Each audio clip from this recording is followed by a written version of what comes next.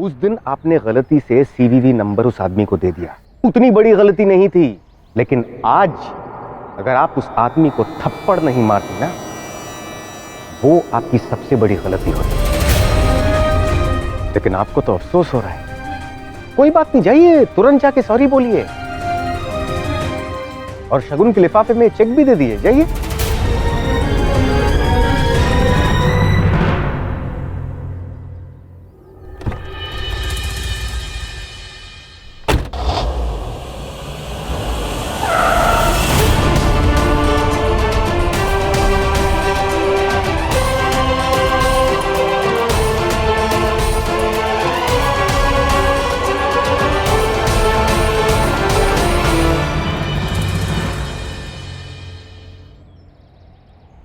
Sorry, मैं सिर्फ अपने नज़रिए से देख रही थी। आपने जो कुछ भी कहा उस नज़रिए से तो कभी सोचा भी नहीं था, लेकिन आप बिल्कुल बिल्कुल ठीक कह रहे थे। दरअसल पिछले कई दिनों से घर का माहौल इतना ख़राब था ना कि कुछ ठीक से सोच नहीं पाई। लेकिन मैं जानती हूँ आज अगर मैं यहाँ पे इस चेक के साथ खड़ी तो वो सिर्फ आपकी वजह से।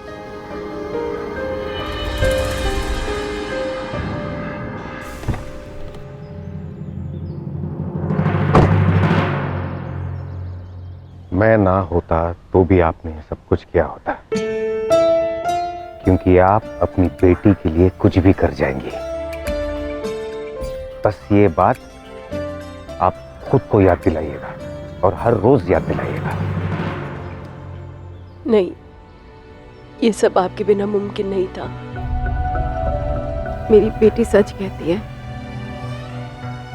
आप बहुत अच्छे इंसान हैं और आप जैसे लोग इस दुनिया में अब बहुत कम बचे हैं। पता नहीं कैसे, लेकिन भगवान बार बार आपको मेरी मदद के लिए भेज देते हैं।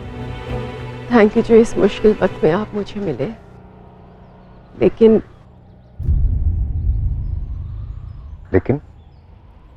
अब मैं आपको और मुश्किल में नहीं डालना चाहती हूँ। हर वक्त मेरी जान सूखी रहती कि पता नहीं कब आपके परिवार वाले या मेरे परिवार वाले ये जान जाएंगे कि आप मेरी इतनी मदद कर रही हैं। ऐसा हुआ तो अब आप ही बताइए, हमारी बेटी किस कमरे में रहेगी? हम अपनी बेटी के लिए इतना सामान देने वाले हैं कि एक आधा कमरा भी छोटा पड़ जाएगा। इतना सारा सामान कहाँ रखा जाएगा?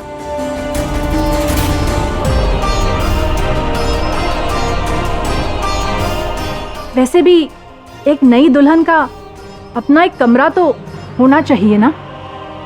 हमें भी इस बात का ध्यान है बहन जी। मतलब हम आपस में इस बात की चर्चा तो कर ही रहे हैं, है ना जी? हाँ, कल की ही बात है। भाभी मुझे बोल रही थी कि अभिषेक को भी तो एक कमरा देना ही है।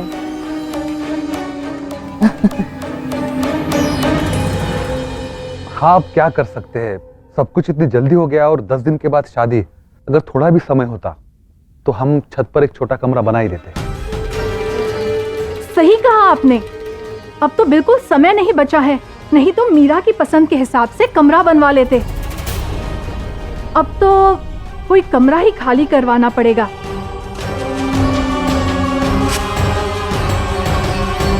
मैं नहीं चाहती कि मेरी वजह से आप और मुश्किल में आए, इसलिए अब हम नहीं मिलेंगे।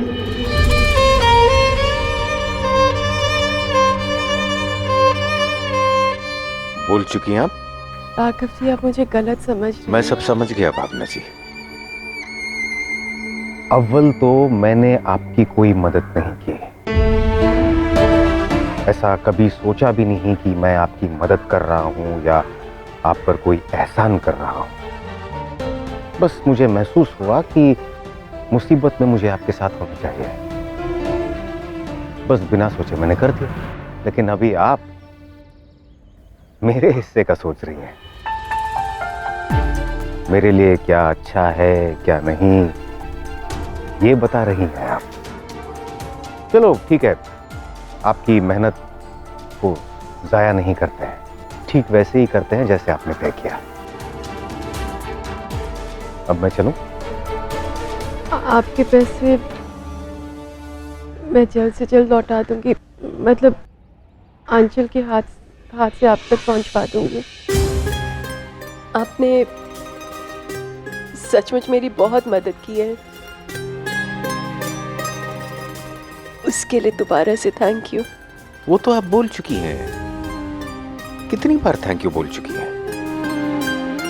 हमारे बीच में सारी फॉर्मेलिटीज भी पूरी हो चुकी है। मैं जितनी भी बार बोलूं ना कम है। आप मेरे लिए भगवान से कम नहीं है राघव जी। नहीं भावना जी, मैं भगवान नहीं हूं, इंसान भी बन जाऊं उतना ही काफी है। मैं बस यही चाहता हूं कि आप हमेशा खुश रहो, बस। आप नहीं जानते,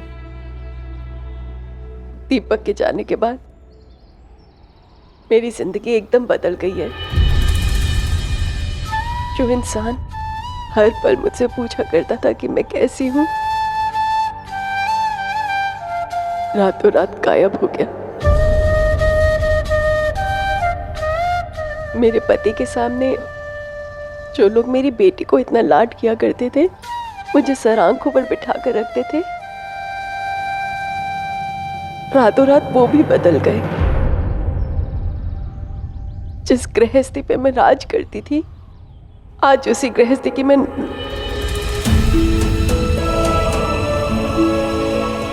हर शुभ मुहूर्त पे मुझे आगे बढ़ाया जाता था, लेकिन आज वही लोग अपने घर में मुझे कोना तक नहीं देना चाहते हैं।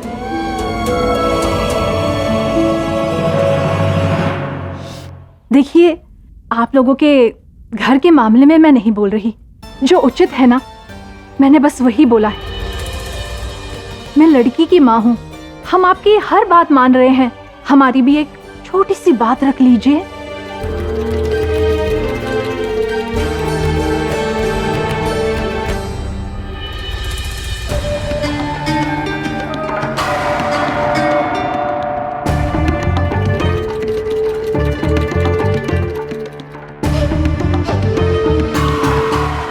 मेरे बेटे का ये कहना है, हम अपनी बहू को इस घर का सबसे बढ़िया कमरा देंगे।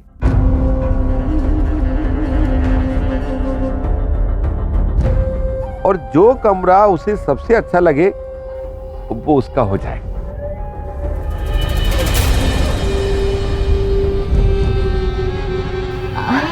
सच में? हाँ, वो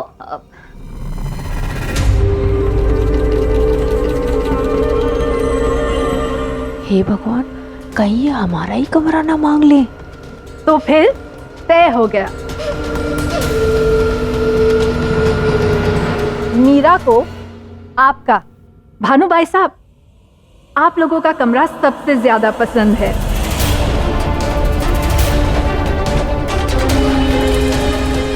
तो फिर ठीक है ना?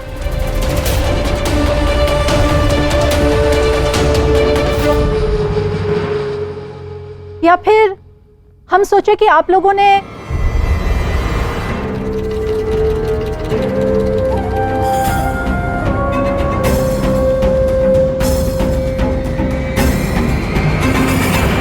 जी जी जी जी, धन्यवाद, बहुत धन्यवाद।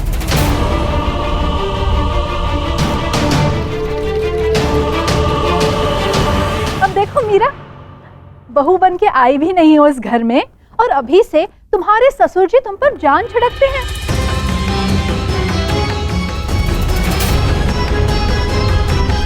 सोचो, सास ससुर ने तुम्हें अपना कमरा दे दिया।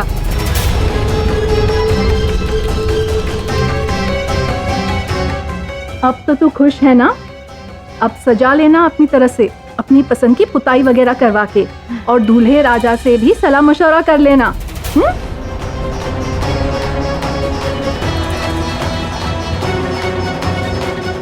हाँ, ये तो बढ़िया रहेगा। देखिए, हमें अच्छा नहीं लग रहा, आप लोगों ने तो आगे बढ़ के अपना कमरा दे दिया भानुभाई साहब। लेकिन अब भाभी और आप कहाँ रहेंगे? आंगन में?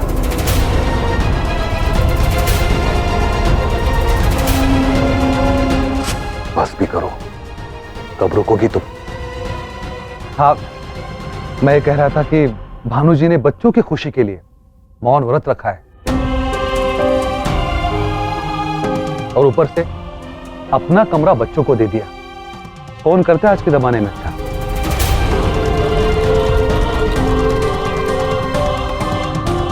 वीरा बेटा, तुम्हें इस घर में मेरे प्यार की कमी महसूस नहीं होगी।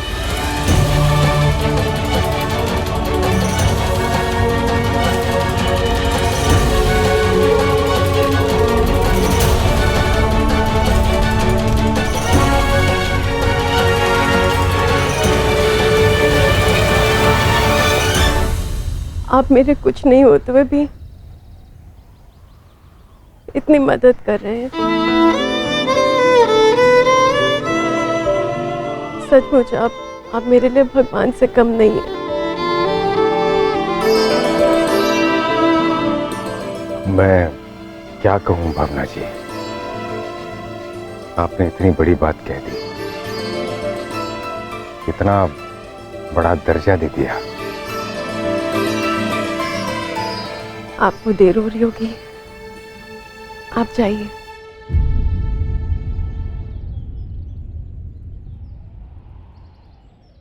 भावना जी, एक मिनट।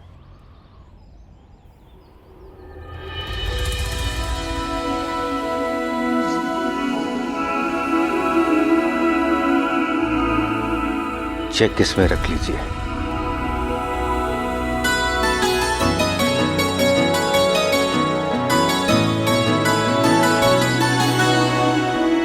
आप परेशान मत होना, जैसा आप चाहती हैं वैसा ही होगा।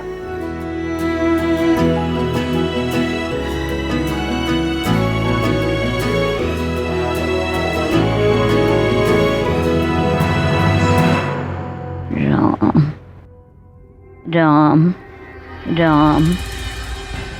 मम्मी जी लिखिए, जितना चाहती है उतना राम का नाम लिखिए। राम राम। बस ये राघव राघव जपना बंद कर दीजिए, बिना मतलब ही मुझे इतने जुगाड़ बिठाने पड़ते हैं। राम राम।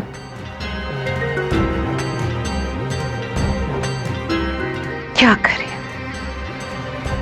अब इनका दिल भी मुझे ही तोड़ना पड़ेगा।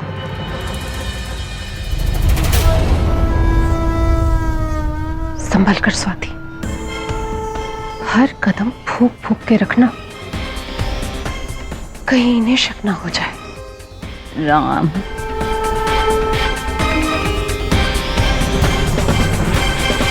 माता जी, हाँ, ये जो पड़ोसी सनीचर बन के बैठे हैं, इनका कुछ कीजिए। क्या हुआ? अरे फिर सारे गमले फोड़ दिए। अब की बार सीमेंट के गमले लगवा देते हैं ताकि उनका पैर टूट जाए। चुप कर, कहीं इन्होंने सुन लिया तो फिर से घमासान होगा। और वैसे भी जब तक खुद ना देखे ऐसी बातें ना किया कर। माता जी, अपनी आंखों से देखा है, उस भानु के चेहरे पर लिखा था, उसी ने तोड़ा है। मैं मन की आंखों की बात नहीं कर रही हूँ। जब देखा नहीं तो क्यों बक रहे हो? और जब गमले तोड़े जा रहे थे तब तू क्या कर रहा था? वहाँ से पुराने टूटे हुए गमले हटा दे, नए लगा दे, और टूटे फूटे गमले का नामो निशान ना दिखे, इन्हें पता ना चले। जा भाग। जी माता। जरा पता तो करूं इन दोनों परिवारों के बीच का माजरा क्या है। अच्छा मम्मी जी, जब से मैं आई हूं दोनों परिवारों के बीच में रंजिश देख रही हूँ। कारण क्या है कोई नहीं बताता। आखिर हुआ क्या था? इतने साल हुए तुम्हें, अभी ये भी नहीं पता? वही तो माँ, मुझे बस ये पता है कि जमीन का कुछ फसाद है। आए दिन जरा जरा सी बात पे लड़ते रहते हैं, इसलिए आपसे पूछ लिया। वैसे मम्मी जी, मेरा इरादा आपकी दुखती रग पर हाथ रखने का नहीं था। छेड़ा तो तूने दुखती रग को ही है। जैसे ही दोस्ती के लिए कोई वजह नहीं होती, वैसे ही कभी कभी दुश्मनी भी हो जाती है।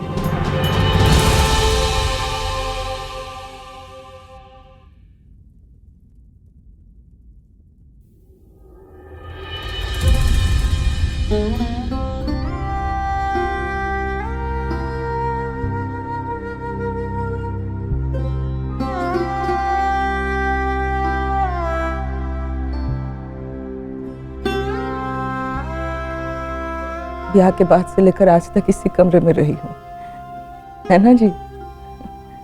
दहेज में लाई हुई सारी चीजें देखो, आज भी कितनी प्यार से सजा के रखे। माँ हूँ जी, अपने बेटे पर जान छिड़कती हूँ। ये कमरा देने का दुख नहीं है ना? पर ये कमरा, ये तो आपका और मेरा था ना जी। इतने बड़े घर में हमारी अपनी छोटी सी दुनिया, यही था ना?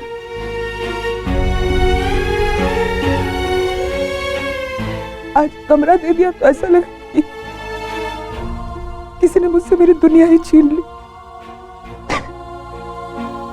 मेरी जगह छीन ली।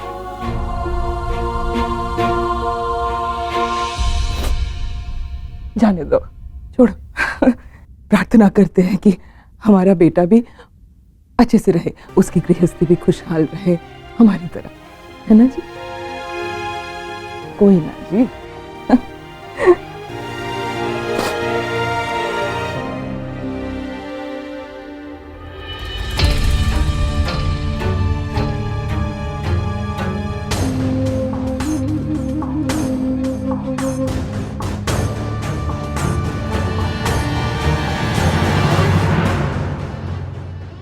क्या है जी?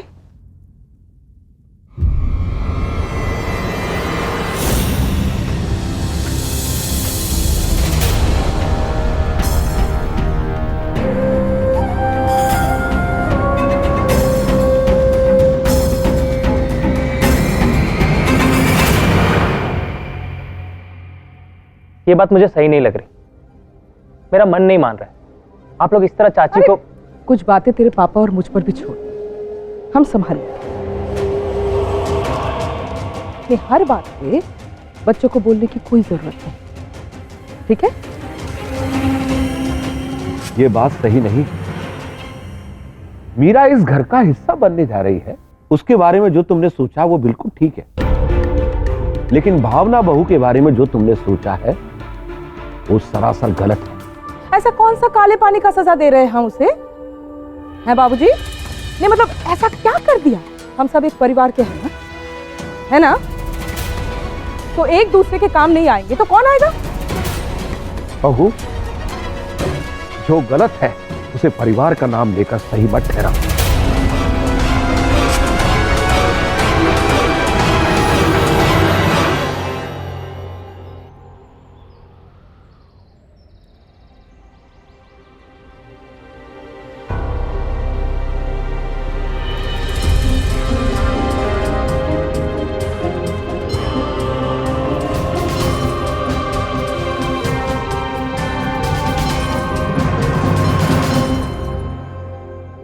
आपने अपने पिताजी से कुछ वादा किया था।